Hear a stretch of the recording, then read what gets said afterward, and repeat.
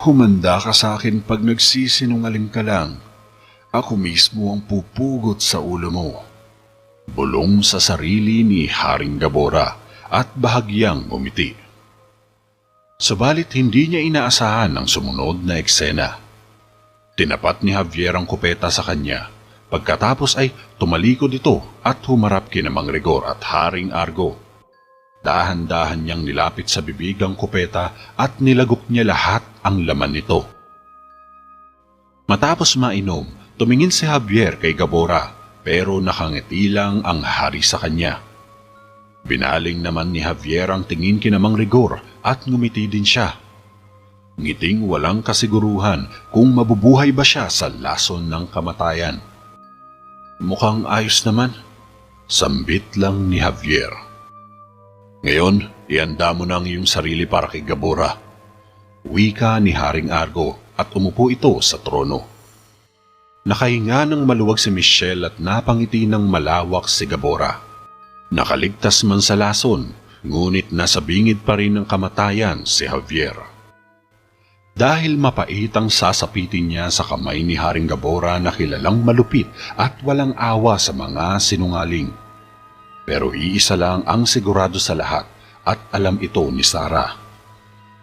Maya-maya pa ay napahawak bigla si Javier sa lalamunan niya at pakiramdam niya ay hindi siya makahinga. Nanikip ang kanyang lalamunan na parang may kung anong bagay ang nakabara dito. Napaubos si Javier at pakiramdam niya ay para siyang sinasakal ng malaking tao. Napalingon si Jericho kay Javier at nagulat siya nang bigla na lang tumumba ang binata sabay nabitawan ng kupeta. Napatayo si Haring Argo sa nangyari, samantalang sa sulok naman ay napakalawak ang ngiti ni Sarah. Sa wakas ay maididispatsa na niya ang sumasagabal sa kanyang mga binabalak. Nasa bangid na ng kamatayan ang batang mangtatawas ng Theraveda. Kaya mapapadali na sa wakas ang pagwasak niya sa buong kaharian. Sinunggaban naman ni Jericho si Javier at tinapik-tapik ito sa mukha.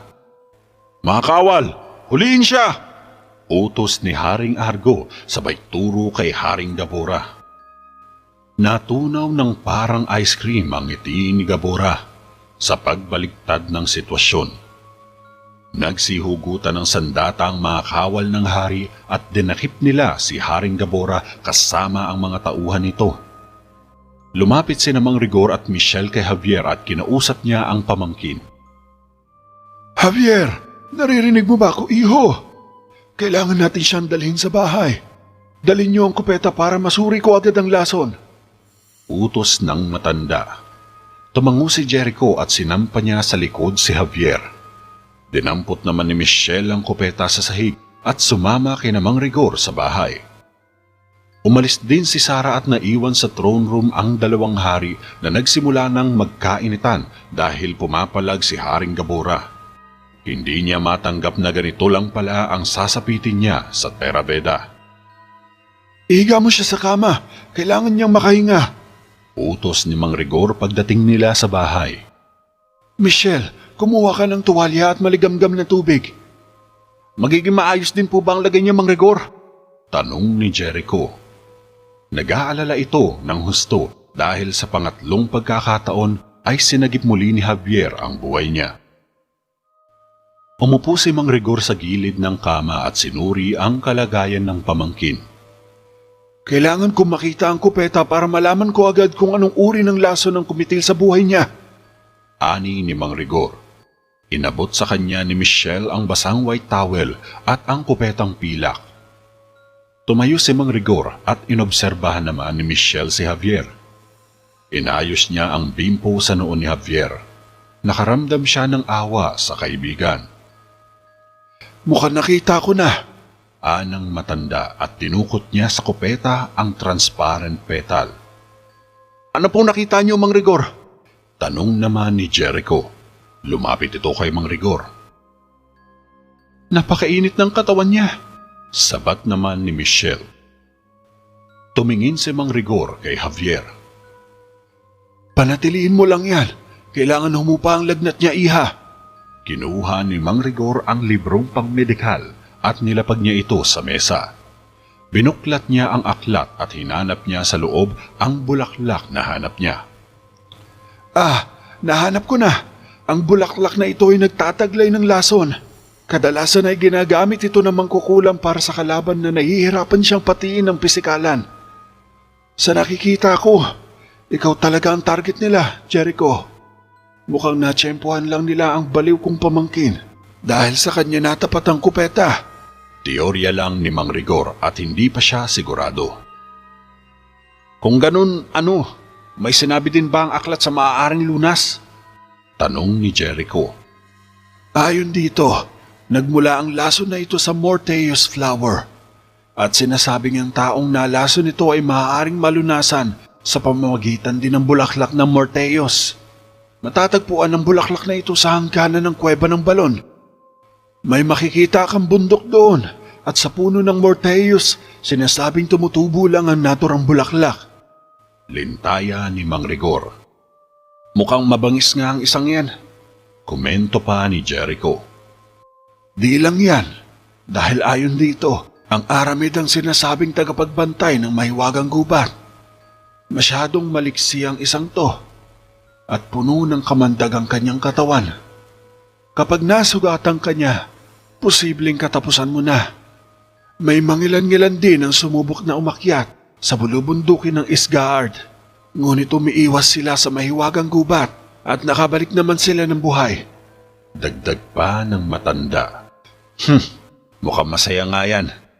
Maiksing ngiti lang ang pinakawalan ni Jericho. Siguro nga, pero masyadong delikado pa rin kamahalan. Maaari kang mapahamak sa gagawin mo. Tugon naman ng manggagamot. At kung sakaling hindi natin makuha ang lunas, ano sa tingin mo mangyayari kay Javier? Tanong pa ni Jericho. Dadaloy ang Morteus sa mga ugat at unti-unti nitong pipinsalain ang mahalagang parte sa katawan ni Javier. Mga 4 o 5 araw lang ang itatagal niya. At alam mo na ang mangyayari. Malungkot na sagot ni Mang Rigor. Nakikinig lang sa kanila si Michelle at magkahalong kaba at takot ang nararamdaman niya para kay Javier. Napabuntong hininga si Jericho at napatingin siya kay Javier. Malalim ang kanyang iniisip. Nagmamadali itong lumabas ng bahay ni Mang Rigor. Kinagabihan, sakay ng puting kabayo, umalis ng Terra Veda si Sara.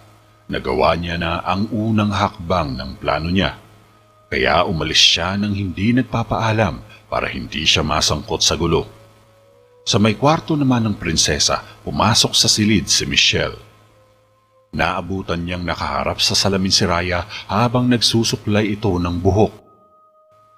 Patawarin mo ako, prinsesa, kung pumasok ako nang walang pahintulot. Gusto lang kitang makausap ngayon. Garalgal na boses ni Michelle at halatang hindi ito mapakali. Huminahon ka, Michelle. Ayos lang. Kamusta si Javier? Tanong ng prinsesa. Ipinaliwanag ni Michelle ang lahat at naintindihan naman ito ni Raya. Kung makakabalik ng tama sa oras si Jericho dala ang lunas, saka palang bubuti ang lagay ni Javier. Saad ni Michelle. Kung gayon, magiging okay na ang lahat, ganun ba? Bahagya lang nang ngumiti si Michelle. Ngunit sa loob-loob niya hindi siya sigurado kung magiging maayos ba ang lahat. Nangangamba pa rin ito sa posibleng mangyari. Alam ko kung anong ipinunta mo rito. Kailangan mo siyang bantayan at alagaan. Kaya sige na, Michelle. Ayos lang ako. Huwag mo na akong alalahanin. Wika ni Raya. Maraming salamat, prinsesa. Sabay na lumabas ng silid si Michelle at pinuntahan na si Javier. Alam niyang kailangan siya ng binata sa kalinga at aruga. Alam ni Michelle na kulang pa ito kumpara sa kabutihang ginawa ni Javier. Kaya hindi siya nagdalawang isip na puntahan si Javier upang suklian ang mga ginawa nito sa kanya kahit sa simpleng pag-aalaga lang. Samantala, kasalukuyan namang naglalakad sa koridor sina Haring Argo at Jericho. Kasalukuyang pinag-uusapan ng mag-ama ang nangyari at sa binabalak gawin ni Jericho. Subalit tumutol si Haring Argo sa nais gawin ng anak at nag-aalala siya sa maaaring mangyari kapag nagpatuloy ito sa gagawin. "Pangako, Ama, hindi ako mabibigo. Babalik akong buhay kahit ano pang iniisip mo," ani ni Jericho. "Jericho, ikaw lang ang nag-iisa kong anak na lalaki. At balang araw, ikaw ang papalit sa aking trono. Kaya ayokong isugal ang iyong buhay sa isang hamak na alipin lang," tutol ni Haring Argo. "O dahil ba walang kwenta lang ang tingin mo sa kanya?" Sarcastic na sabi ni Jericho. "Hindi, kundi mas mahalaga ang iyong buhay kaysa sa kanya. At kailangan ka ng Terabeda," wika ni Haring Argo. "Kaya ko siyang iligtas. Magtiwala ka, Ama. Kukuha ko ng mga kabalyero para sumama sa akin kung nangangamba ka sa kaligtasan ko," wika naman ni Jericho. "Hindi," matigas na sabi ni Haring Argo. "Kung ganun sa ayaw at sa gusto mo, kikilos ako at kukunin ko ang lunas," matigas na sagot ni Jericho. Pursigido itong iligtas sa bingit ng kamatayan si Javier. "Ayoko!" maikling sabi ni Haring Argo. "Bakit ba hindi?" galit si Jericho. "Dahil sinabi ko na sa'yo, balang araw papanaw din ako at magiging hari ka. Ikaw na ang uupo sa pwesto ko. Ikaw na ang sasaklaw o hahawak sa kaharian at poprotekta sa mga taong bayan. Kaya ayokong itaya mo ang iyong buhay sa baliw na batang yun," paliwanag ni Haring Argo. "Hindi siya baliw, Ama. Sinabi ni Mang Rigor na kapag nakuha ko ang lunas..." Napahinto sa pagsasalita si Jericho. "Oh, si Rigor ang nagsabi. Kaya naman pala. Hayaan mo na sila sa problema nila at sa akin ka makinig." Naunang maglakad ang hari. "Pero Ama, nakikiusap ako sa inyo. Ayokong tumayo na lang dito at manood na lang habang unti-unti siyang namamatay. Ilang beses na niyang niligtas ang buhay ko at alam mo yun," pakiusap ni Jericho. Napahinto ang hari at humarap sa anak. "Kung gayon, huwag mo siyang tignan. Bibigyan ko na lang siya ng parangal sa pagliligtas niya sa iyong buhay. Magiging hari ka. Yan ang dapat mong pagtuunan ng pansin," sambit ni Haring Argo. "Ayoko maging hari!" wika ni Jericho. "Hindi ka tutuloy. Naiintindihan mo?" madiin na sabi ng hari. "Hindi mo ako mapipigilan, Ama," tugon naman ni Jericho. "Ano ba, Jericho? Hindi ka ba nakakaintindi? Hindi ka aalis sa Terabeda ngayong gabi." Iniwan ni Haring Argo si Jericho na mabigat ang loob. Buo na ang pasyan ng hari. Hindi niya hahayaang makalabas ng Terabeda ang anak. Nagpunta si Jericho sa kwarto niya at buong galit niyang hinagis ang espada niya sa mesa. Mabigat pa rin ang loob niya sa desisyon ng kanyang ama. Galit siya sa sarili dahil parang wala siyang magawa. Pakiramdam niya ay hindi siya makatayo sa sarili niyang mga paa at nakasandig lang palagi ang likod niya sa hari kaya nakakatayo pa siya hanggang ngayon. Maya-maya pa ay pumasok sa silid si Raya. Nabungaran nito ang kapatid na nakaharap sa pader at mukhang galit. "Kumusta ka naman? Galit ka ba dahil di ka nakatikim ng alak o di ka pinayagan ni Ama?" Napalingon si Jericho at lumayo sa pader. "Pasensya na, Raya. Di ko agad napansin na may binabalak pala sila. Huwag kang mag-alala, di na ito mauulit pa," sambit ni Jericho.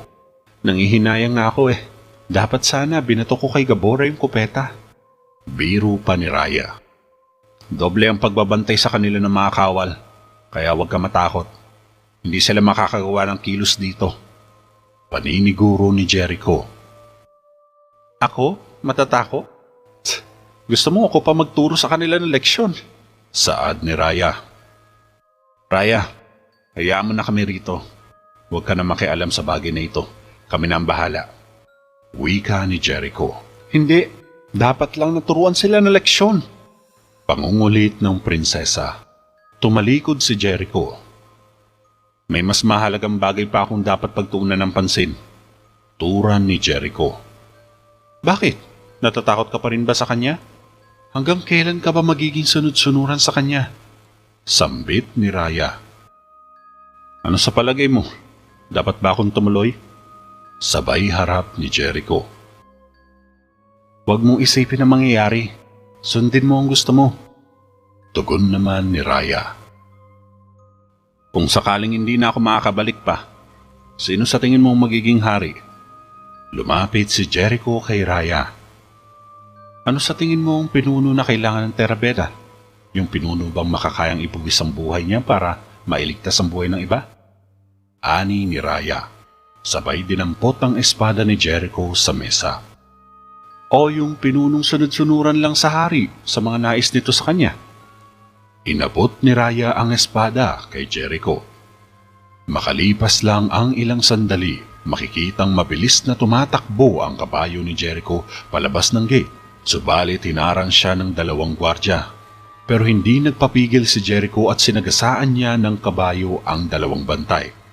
Napatalo ng mga ito kaya malayang nakadaan si Jericho palabas ng tarangkahan.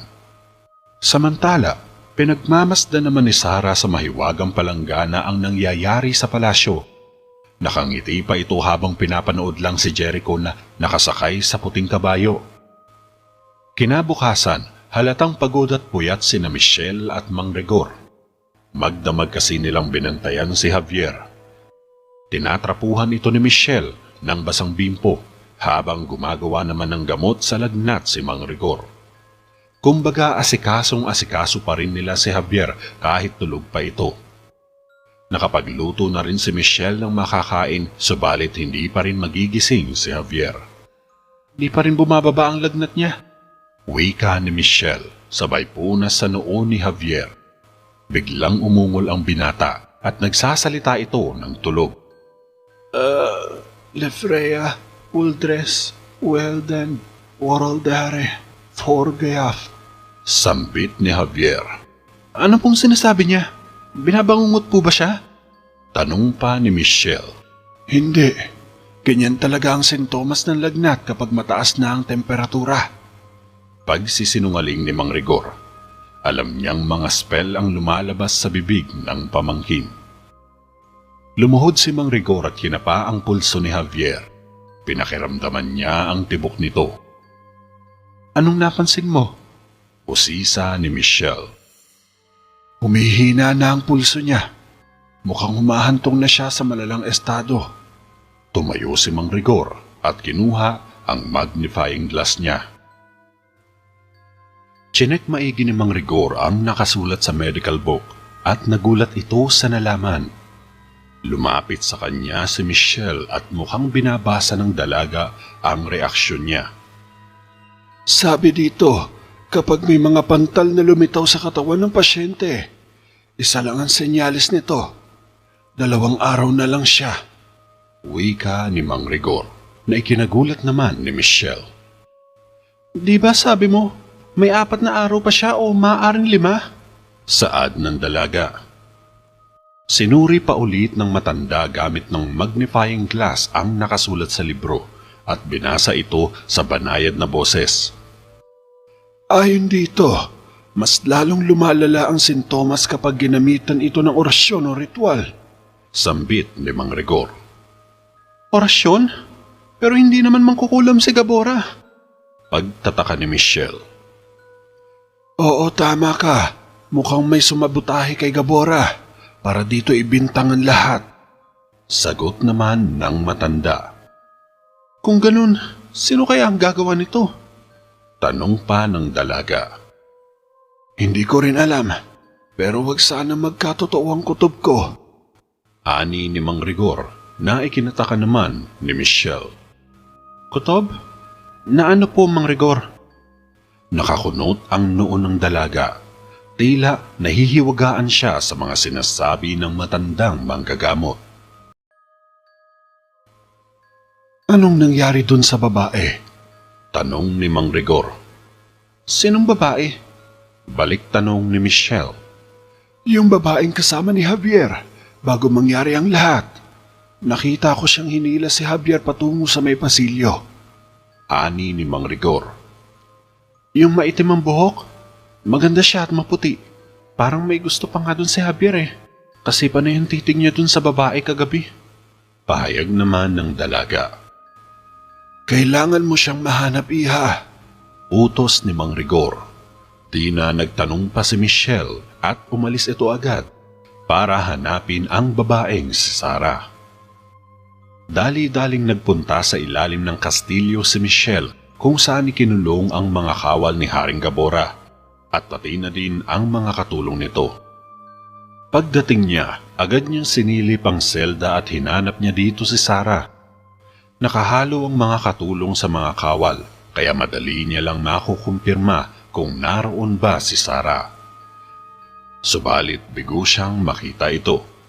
Nakaramdam na lang siya ng awa sa sitwasyon ng mga bilanggo. Halatang gutom na ang mga ito subalit wala siyang magawa para tumulong dahil pare-parehas lang sila ng katayuan. Isang dukha at hamak na katulong lang. Umalis ni Michelle matapos niyang ma-check ang selda. Samantala, galit na galit naman si Haring Argo matapos malaman ang pagpuslit ni Jericho sa palasyo. Nalaman din niyang tinulungan pala ito ni Raya kaya ito nakalabas. Todo sermon tuloy ang inabot ng prinsesa kay Haring Argo. Ngunit nakangiti lang si Raya na tila ba hindi ito apektado. Hindi mo sana siya hinayaang makalabas, sigaw ni Haring Argo. At bakit naman? May karapatan siyang sundin ang nais niya. Sagot naman ni Raya. Tumahimik ka! Galit na sigaw ng hari. Sige, tatahimik na. Wika naman ni Raya. Bakit ba ito nangyayari? Sana'y kinulong ko na lang siya sa kwarto. Tumalikod si Haring Argo. Hindi mo dapat siya tinatrato ng ganyan tuwing sinasalansan niya ang mga nais mo. Pabalang nasabi ng prinsesa. Ako ang hari, kaya walang pwedeng lumabag sa gusto ko, lalo na ang aking anak. Matigas na sabi ng hari at humarap ito kay Raya. Talaga lang ha? Umupo si Raya at nagulat. Lumapit naman si Haring Argo sa anak niya. Bakit mo ginagawa ito? Kalmadong tanong ng hari. Matanda na si Jericho para gumawa ng sariling desisyon. Napahinto ang prinsesa. Bata pa siya, sambit ni Haring Argo. Hindi mo ba napapansin? Natututo na siyang sumagot sa iyo at sumuway. Dapat naiintindihan mo rin ang damdamin niya. Nagpatuloy si Raya sa pagsusulat. Sinasabi mo ba nga hayaan ko na lang siya sa kagustuhan niya na magtutulak lang sa kanya sa kapahamakan? Hindi nakasagot si Raya. Sa kabilang dako, nakalagpas na si Jericho sa mga bayan at malapit na siyang makarating sa mga bulubunduki ng Isgaard. Pinapanood lang siya ng mangkukulam sa mahiwagang palanggana habang umaakyat sa mababang burol. Huminto si Jericho matapos makarating sa tuktok at tinanaw niya ang kulay asul na bulubunduki ng Isgaard. Nagpatuloy siya sa paglalakbay at lumabas naman ng kuweba ang mangkukulam na si Sarah. Sa bahay naman ni Mang Rigor, patuloy na inoobserbahan ng matanda ang kamay ni Javier nang pumasok sa loob si Michelle. Huhulaan ko, di mo siya nakita dun, no? Wika ni Mang Rigor. Sinuri kong maigi pero wala talaga siya dun. Sino ba ang babaeng yun, Mang Rigor? Seryosong tanong ng dalaga. Nahihiwagaan din kasi siya sa babae. Dapat talaga, sinabihan ko na si Javier. Lintaya ni Mang Rigor. Ano pong ibig niyo sabihin? May alam ba kayo sa kanya? Tila na curious si Michelle. Nagpakilala siyang Sarah, pero hindi yun ang tunay niyang pangalan. Ani ni Mang Rigor. Kung ganun sino po siya? Usisa ni Michelle. Isang makapangyarihang mangkukulam. Maiksing sagot ni Mang Rigor. Kung ganun, maaari nating sabihin ito kay Haring Argo para hanapin ito ng mga kawal. Mungkahi pa ng dalaga. Hindi na kailangan. Posibleng nakalayo na ito at mahihirapan lang mga kawal sa paghahanap. Teka, sandali. May naalala ko. Napatayo si Mang Rigor at lumapit kay Michelle. Ano pong naaalala niyo, Mang Rigor? Kunot noong tanong ng dalaga. Alam niya kung saan matatagpuan ng lunas, kaya malamang pupunta na rin siya doon. Tiyak na mapapahamak si Jericho. Napalingon sila kay Javier nang magsalita ito. Jericho. Nakapikit na sabi ni Javier.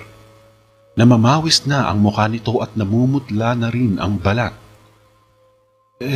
Jericho. Muling sabi ng binata.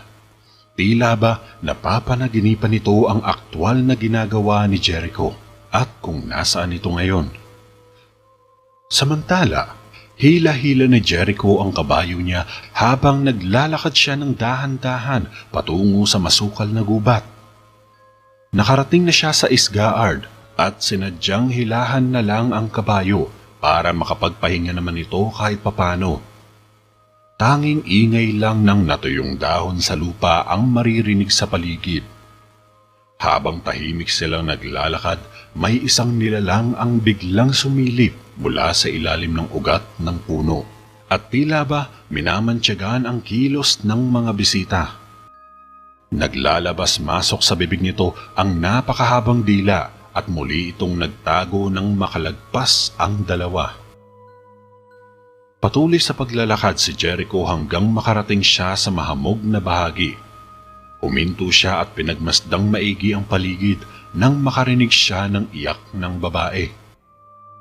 Sinundan niya ito at dinala siya ng kanyang mga paa sa kinaroroonan ng babae. Nakaupo ang babae sa isang natumbang puno at nakatalikod sa kanya. Nakatali ang itim at mahaba nitong buhok at nakasuot ng red gown. Ngunit gula-gulanit na ang ibabang parte nito. Ayos ka lang ba, Binibini? Tinali ni Jericho ang kabayo niya sa puno at lumapit siya sa babae. Huwag kang lalapit! Sagot ng babae na walang iba kundi si Sarah. Nagpapanggap itong mahina para mahulog niya sa bitag si Jericho. Nakarinig si Jericho ng angil. Angil na malapit lang sa kanila. Nilibot ni Jericho ang paningin at nakita niya ang aramid na dahan-dahang gumagapang palapit sa kanila. May mahaba itong pakpak sa likod at nakabuka na parang nagsisilbing proteksyon ito sa mababangis na hayop. Mayahambing ang anyo nito sa Komodo Dragon, ngunit mas malapad nga lang ang sukat at hindi pangkaraniwan ang laki nito. Diyan ka lang, wika ni Jericho sa babae, sabay hugot ng espada niya sa scabbard. Ungol ng aramid. Sumilay sa labi ni Sarah ang ngiti habang nasa likuran siya ni Jericho. Biglang sumugod ang aramid, subalit hindi ito nakalapit dahil sa pagwasiwas ng espada ni Jericho. Napaatras ito sabay umatake at nagpakawala ng nakakagimbal na ungol. Winasiwas palalo ni Jericho ang sandata sa hangin hanggang sa mapaatras na niya ang nilalang. Ngunit hindi inasahan ni Jericho ang kasunod na ginawa ng aramid.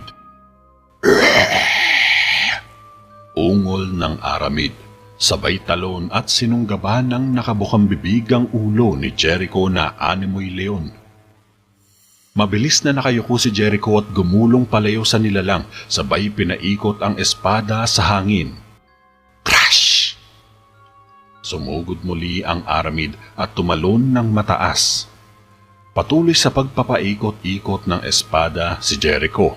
Nang malapit nang makalapit ang nilalang ay buong lakas niyang hinagis ito sa sikmura ng aramid. Bumaon sa aramid ang espada at napunit ang malaki nitong tiyan. Tumalsik ito sa impact, sabay napabulagta sa lupa at agarang namatay. Dismayado si Sarah sa ginawa ni Jericho at umaktong natatakot. Teka, huwag ka matatakot. Hindi kita sasaktan. Pangako. Sinong gumawa sa inyan? Napatingin si Sarah sa braso at kitang-kita ang malaking pasa nito. Ang aming hari. Siya ang may gawa nito. Tumakas ako sa harian at napunta sa gubat. Pakiusap, natatakot ako. Huwag mo kong iwan dito. Pakiusap ni Sarah. Oo, di kita iiwan dito. Hinugot ni Jericho ang espada niya na naistak sa aramid. Mailalabas mo ba ako dito? Saad ni Sarah. Oo, pero di pa sa ngayon. May kailangan pa akong gawin. Sabay tingin ni Jericho sa bunganga ng kuweba na di naman kalayuan sa kanila. Gusto mo bang pumasok sa kuwebang yan? Usisa pa ni Sarah. May hinahanap lang ako. Kinalas ni Jericho ang tali ng kabayo sa puno. At ano naman yun? Alam kong lugar na to. Pwede kitang tulungan. Alok ni Sarah. Isang uri ng bulaklak at sa loob lamang ng kuwebang yan matatagpuan. Sabay lapit ni Jericho kay Sarah. Ang Morteus flower ba ang tinutukoy mo? Alam ko kung saan yun makikita. Pwede kong ituro yun sa'yo. Nagbihis ng roba si Sarah at nauna itong naglakad patungo sa kuweba. Nagtatakang sinundan lang ito ni Jericho at kumpiyansang hindi naman gagawa ng masama ang babae. Pero yun ang inaakala niya. Samantala, sa bahay naman ni Mang Rigor, patuloy sa pagsasalita si Javier habang nakapikit. Nasa tabi niya sina Michelle at Mang Rigor at inoobserbahan pa rin nila ang kanyang kalagayan. Mukhang pataas na ng pataas ang lagnat niya. Pagdaalala ni Michelle. Dahil sa patuloy na pagdaloy ng lason sa katawan niya, kaya nagkakaroon siya ng mataas na temperatura.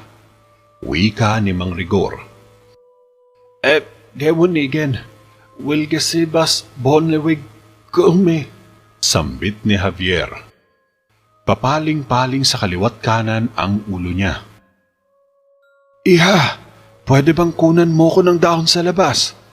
Mahinahong utos ni Mang Rigor. Sige po, Mang Rigor. Lumabas ng bahay si Michelle. Lumaban ka, Javier. Labanan mo to. Pinunasan ni Mang Rigor ng basang bimpo ang noo ng pamangkin. Hindi sumagot si Javier. Nakapikit pa rin ito, subalit sa loob ng kanyang panaginip ay nakikita niya ng malinaw sina Jericho at Sarah. Kasalukuyan na silang nakapasok sa kuweba ng balon. Madilim sa loob ng kuweba at masikip. Tanging sulo lang ang nagsisilbing liwanag nila sa paligid. Maya-maya pa ay nakarating din sila sa hangganan ng kuweba. Huminto sina Sarah at Jericho. Yun ba yung hinahanap mo? Sabay turo ni Sarah sa Morteus flower na nakasalampak sa bundok. Lumapit ng bahagya si Jericho at pinagmasdan niyang mabuti ang halaman. Medyo malayo ito ng 10 metro at nakatayo ang puno sa mataas na bahagi. Sinipat ni Jericho ang tinatapakan niyang lupa. Nasa ilalim nito ang malalim na bangin. Diyan ka lang, huwag kang susunod. Babalik din ako agad. Wika ni Jericho kay Sarah at dahan-dahan siyang naglakad palapit sa puno. Pero lingid sa kaalaman niya, umuusal na pala ng dasal si Sarah. Hindi ito napansin ni Jericho dahil nakapokus siya sa puno. Eyote lefir waiter hersumi me. Mahinang usal ni Sarah. Tuloy lang si Jericho. Eyorte ak stanas hersumi me ik kan stanas torbriantan. Napansin ni Jericho ang bahagyang paggalaw ng lupa, subalit nagpatuloy pa rin siya sa paglalakad. Hersumi me. Napalingon si Jericho nang laksan na ni Sarah ang pag-usal. Anong ginagawa mo? Pagtataka ni Jericho. Ilang sandali pa ay biglang lumindol sa loob ng kuweba at sa lakas nito ay nauga ang lupang tinatapakan ni Jericho. Nabiyak ito sa gitna at napatalon si Jericho. Nakakapit ito sa tagiliran ng bundok malapit sa puno ng Morteus. Napatingin ito sa bangin. Kita niya ang pagkahulog ng lupang tinatapakan niya. Mas maganda pa ito sa inaasahan ko. Wika ni Sarah. Napatingin dito si Jericho. Sino ka ba talaga? Galit na tanong niya. Nakakapit pa rin si Jericho sa gilid ng bundok. Ito na ang huling beses na makikita mo ang aking muka. Tinanggal ni Sarah ang hood. Shhh! Isang malaking gagamba ang biglang lumitaw sa puno ng Morteus. Mukhang nakaramdam siya ng bisita. Wika muli ni Sarah. Tumalon ng gagamba pababa at lumapit ito kay Jericho. Hinugot ni Jericho ang espada at sinubukan tagain ang gagamba. Nakatalon ito subalit nasundan ito ng wasiwas at tinamaan sa tiyan ang gagamba. Ungol ng gagamba at nahulog ito sa malalim na bangin. Mahusay, Jericho. Pero aalis na ako. Wala na sa aking mga kamay ang pagtapos sa'yo. Hahayaan na lang kitang mahulog dyan at walang sino man ang makakaalam kung nasaan ka ngayon.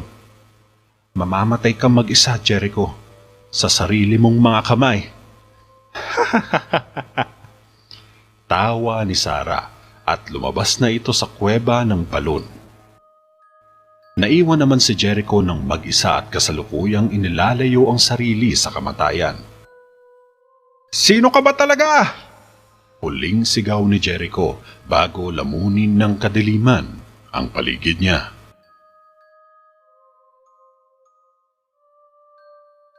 Sa bahay ng manggagamot, patuloy pa rin inoobserbahan ni Mang Rigor ang pamangkin.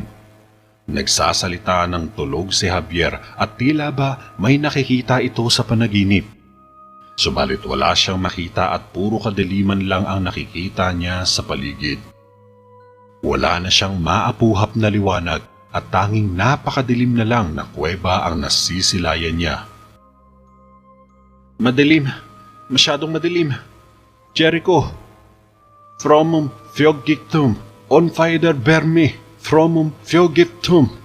Sambit ni Javier. Nakatitig lang dito si Mang Rigor. Bakas sa mukha ng matanda ang malaking katanungan. Tanong na kung saan nahihirapan siyang sagutin gamit ng kaalaman niya sa siyensya. Javier!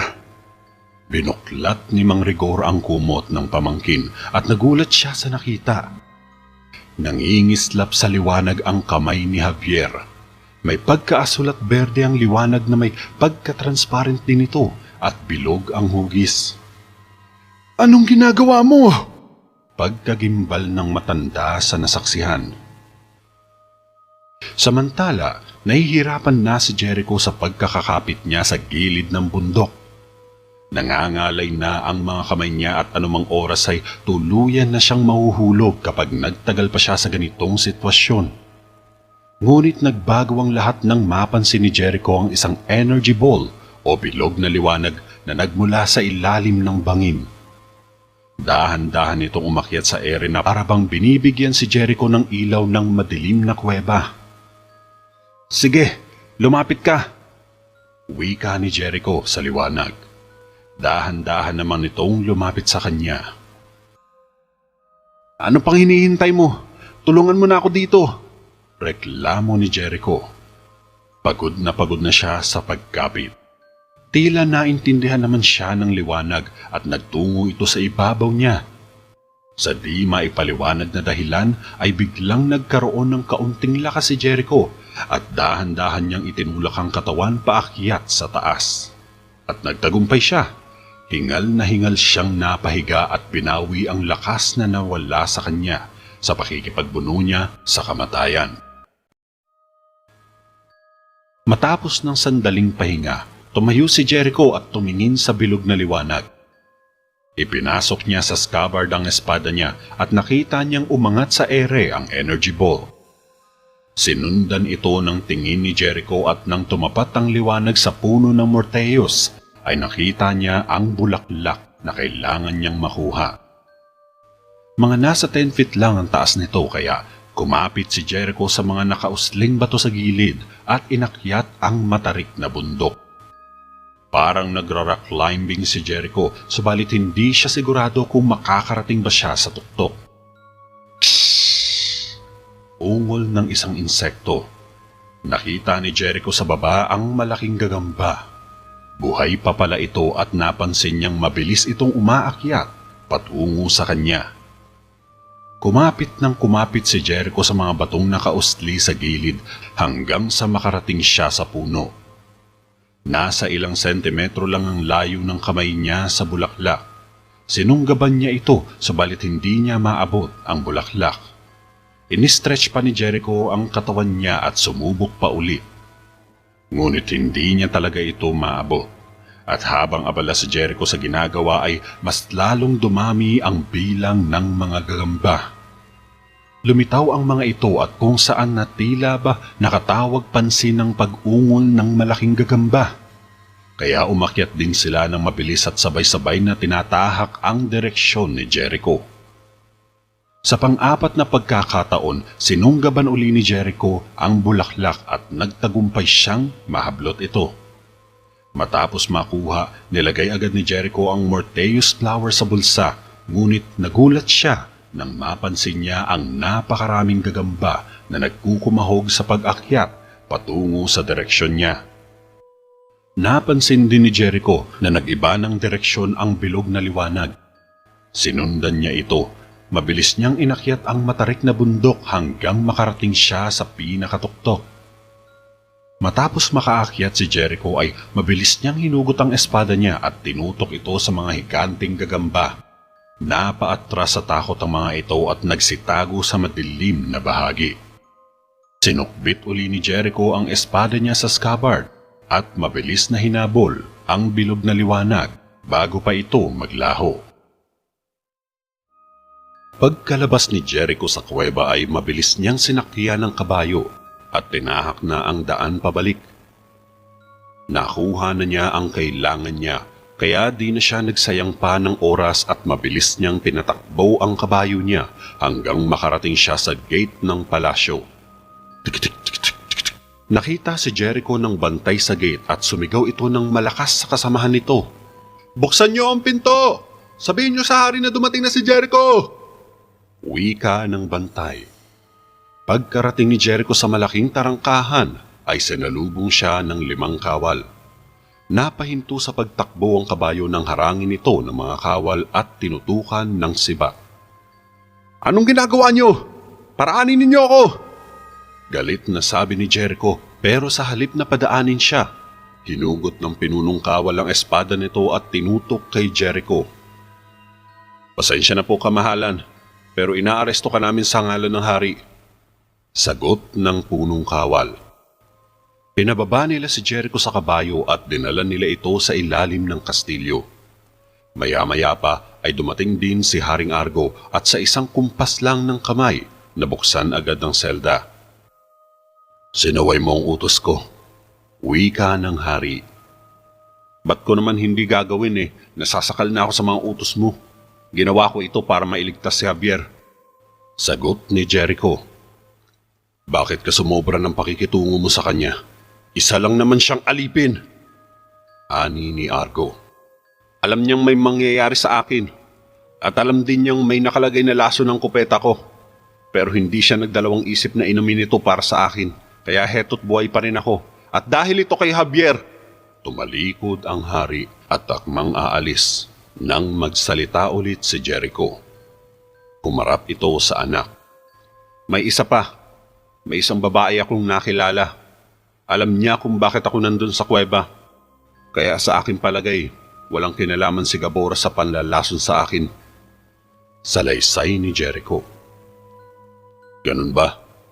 tugon lang ni Haring Argo. Dinukot ni Jericho ang bulaklak sa bulsa niya.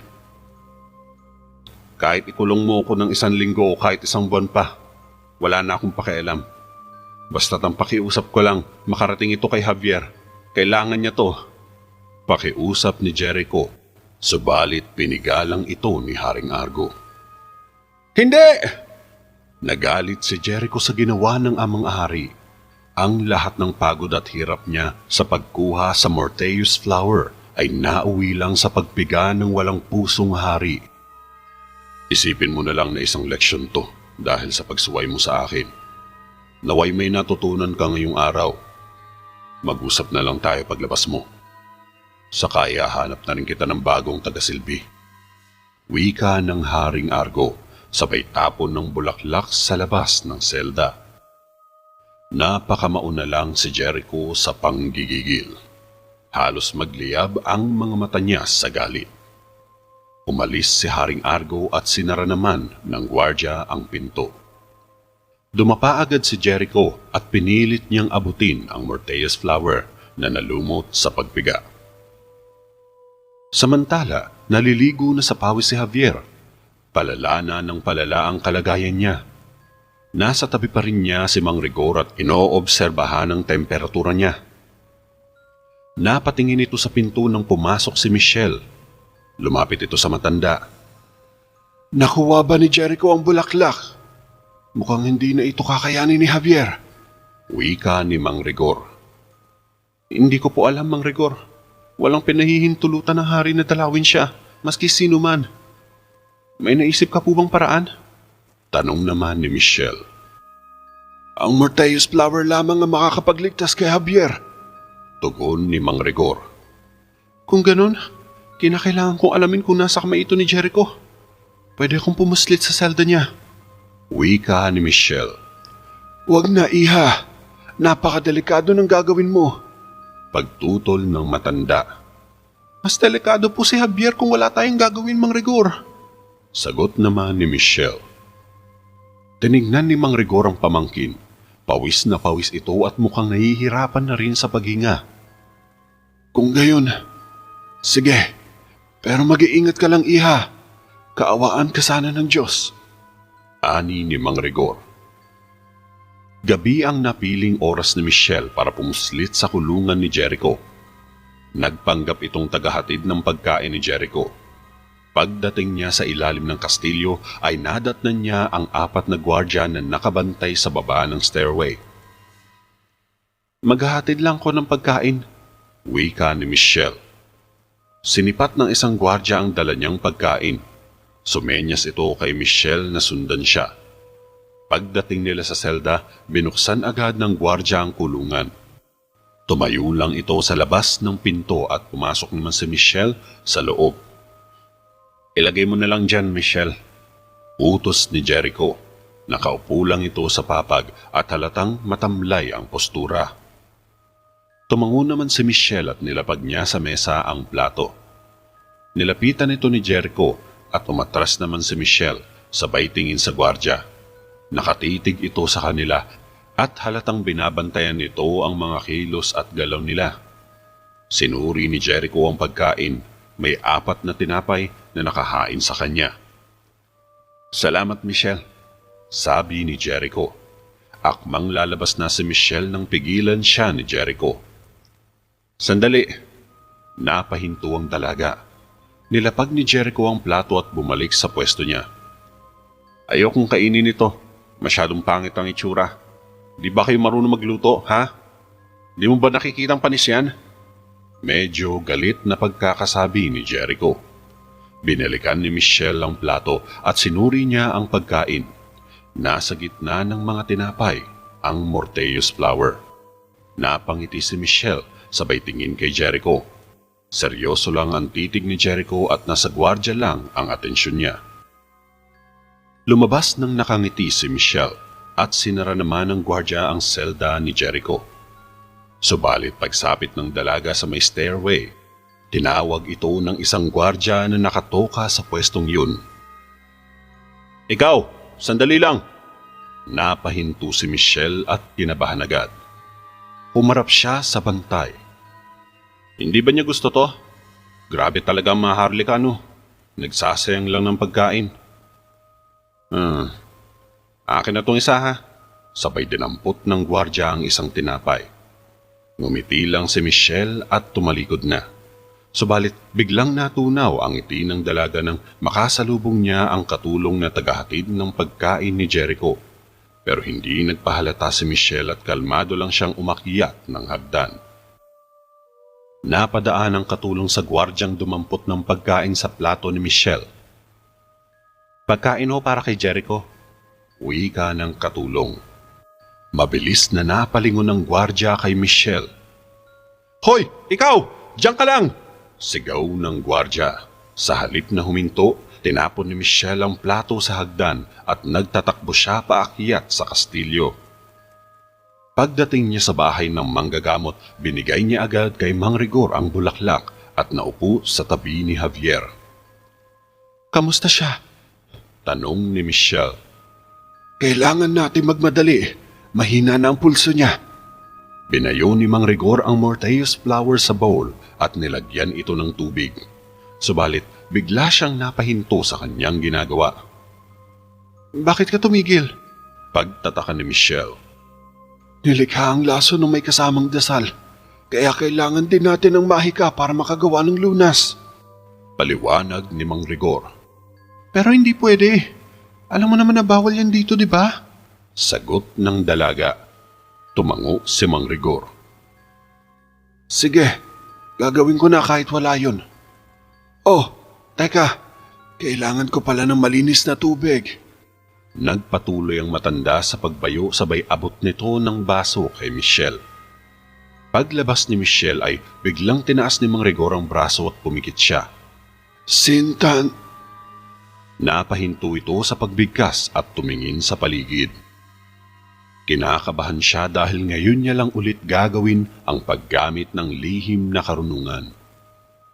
Tumingin si Mang Rigor kay Javier. Naaawa siya sa pamangkin.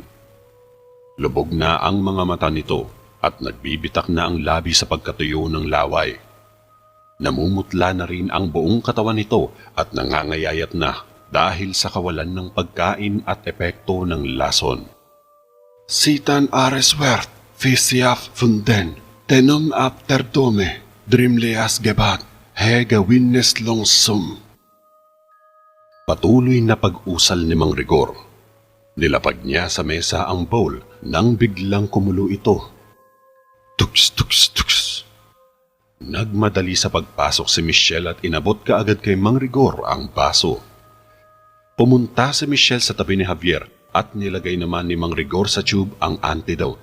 Wala siyang nilagay na tubig dito. Lunukin mo, iho. Lunukin mo. Nakapisil ang kamay ni Michelle sa ilong ni Javier habang pinapainom ito ng antidote. Matapos mapainom, napansin ni Michelle na biglang tumigil sa paghinga si Javier. Kinabahan siya. Ano pong nangyayari, Mang Rigor? Pagtataka ng dalaga. Tinapat agad ni Mang Rigor ang tainga sa dibdib ni Javier. Tumigil sa pagtibok ang puso niya. Pagkagulat ng matanda. Patay na ba siya? Kaluluhang tanong ni Michelle. Hindi maaari. Hindi ito maaari. Medyo naiiyak na sabi ni Mang Rigor. Kasalanan ko to. Dapat sana naging maaga ako. Dapat pinilisan ko pa ang pagtakbo. Napahagulgol na si Michelle sa bisig ni Mang Rigor. Hindi, Michelle. Huwag mong sisihin ang sarili mo. Kasalanan kong lahat to. Dapat sana. Hinigpitan ko pa siya. Paninisi ni Mang Rigor sa sarili. Yaks, nakakaiyak ka, tiyo. Nanananching ka lang yata eh. Kung kayakap ka eh, parang tuko lang. Napatingin ang dalawa kay Javier. Buhay ka, iho! Gulat ni Mang Rigor. Hindi, multo na ako. Nandito ako para multuhin ka. Pabirong sabi ng binata. Yumuko naman si Michelle at hinalikan bigla sa labi si Javier. Pasensya na. Akala namin patay ka na. Ani ni Michelle. Nahiya bigla ang dalaga sa ginawa. Hindi. Ayos lang. Ayos na nga ako eh. Ano nga palang nangyari? Ang naalala ko, uminom lang ako ng alak tapos... Ani ni Javier. Lumapit si Mang Rigor at binatukan siya. Nanananching pala ha? Nakataas ang isang kilay ng matanda. Natawa na lang sina Michelle at Javier. Sa wakas, nakasurvive din si Javier at pumalik na sa normal ang sigla nito. Pumasok sa palasyo si Mang Rigor. Dumiretso ito sa silid ng council chamber habang naroon ang mga royal court ng Terraveda at kausap naman ng hari ang advisor nito. Pinagpupulungan nilang mabuti ang maaaring gawin kapag umatake bigla ang mga kalabang Arcasian. Napahinto ang mga ito sa pag-uusap nang makitang pumasok ang matandang manggagamot na si Mang Rigor. Pasensya na po sa abala, kamahalan. Pero pwede ko po ba kayong makausap sandali? Wika ni Mang Rigor. Huwag muna ngayon, Rigor. Lumingon lang ang hari at bumalik ito sa ginagawa. Pero kamahalan, napakahalaga po nito. Pangungulit ni Mang Rigor. Nakarating na sa Arcasia ang balitang pagkakabiyag sa kanilang hari, kaya posibleng sumalaki sila para mabawi si Gabora. Wika ni Haring Argo at hindi tinapunan ng tingin ang manggagamot. Lumapit na lang si Mang Rigor. Alam kong panggulo lang ang aking sasabihin, kamahalan, pero kailangan niyo po talaga itong malaman. Nakuha na ni Mang Rigor ang atensyon ng hari, kaya't nagpunta ito sa may sulok na siya namang sinundan ng matanda. Kilala ko na po kung sino ang nagtangkang pumatay sa anak niyong si Jericho. Panimula ng matanda. Kailangan ko pa bang malaman yan? Naikulong ko na ang aking anak sa ilalim ng kastilyo. Paalis na sana ang hari, pero nagsalitang muli si Mang Rigor at napahinto ito. Wala talagang kinalaman dito si Gabora. Ang lason ay nagmula sa ritual at nalaman ko na kung sino ang may gawa nito. Ang mangkukulam na si Nimue. Pahayag ng matanda. Nanlaki ang mga mata ni Haring Argo at napaiwas ng tingin kay Mang Rigor. Baka nagkakamali ka lang, Rigor. Anang ng hari. Sana nga, gano'n na lang yun. Sagot naman ng matanda. Dito pwedeng mangyari. Kilala natin siya. Hindi ko makakalimutan ang mukha ng mangkukulam na yun. Saad ni Haring Argo.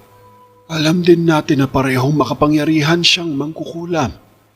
Kayang-kaya niyang magbalat kayo upang maikubli ang tunay niyang katauhan. Salaysay ni Mang Rigor. May ebidensya ka ba na siya ngayon? Tanong ng hari. Ang ginawa niyang lason ay nagmula sa halaman at sa ritual. Tugon ng manggagamot. Gusto mo bang iparating na nakipagsabwatan siya kay Gabora para mapatay ang aking anak? Wika pa ni Haring Argo. Hindi, kamahalan. Inosente si Haring Gabora. Nakita mo na ang ginawa niya. Pinapaikot niya sa kanyang mga kamay ang bawat kaganapan. At ang mga nangyayari ay umaayon lahat sa kanyang mga plano. Gusto niyang pag-awayin ng dalawang kaharian para mapadaling mapabagsak ang Terraveda. Lintaya ni Mang Rigor. Tumingin ng hari sa konseho. Gaano katagal bago makarating dito ang mga sundalo ni Gabora? Tanong ni Haring Argo sa adviser nito. Isang araw. Posibleng kalahati pa. Kung nais mo, magpapadala na ako ng mga tauhan para harapin sila. Sagot naman ng adviser. Lumapit ang hari sa konseho at tumingin siya kay Goryo. Sabihan mo ang iyong mga tauhan na huwag munang kikilos hanggat hindi ko pa pinag-uutos. Maliwanag? Makapangyarihang utos ni Haring Argo sa punong kawal. Masusunod po, kamahalan. Sabay labas ng silid ni Goryo at pinuntahan ang mga tauhan nito.